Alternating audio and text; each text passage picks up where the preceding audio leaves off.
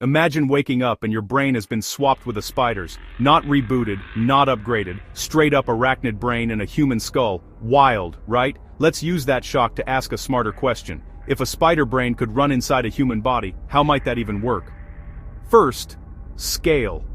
A typical spider packs around 1 million neurons. You and I? Roughly 86 billion. That's like asking a pocket calculator to run a supercomputer's operating system. So step 1 in this hypothetical. I wouldn't replace a human brain. I'd add a spider brain as a tiny co-pilot. Think plug-in, not swap. But there's a catch. Spider brains aren't a single lump like ours. They're clusters, ganglia, spread through the body. 8 legs, silk, venom. So I'm imagining a modular spider co-processor sitting in a safe, isolated chamber, connected by a digital translator. The human brain stays the boss. The spider module becomes a specialist. Web logic. Rapid visual motion detection. Precise limb coordination. Now, language. Brains talk with spikes, electrical pulses, but the dialects differ. Spiders use similar ions and transmitters, but their timing, wiring patterns, body map are alien. Plugging neuron to neuron would be like jamming a violin into a USB port. So I'd bridge them with a neural interface that translates patterns, not cells. Imagine a device that listens to the spider module's rhythms. Its "this is prey" pattern, and converts that into a signal the human visual cortex understands as high-priority motion at 2 o'clock.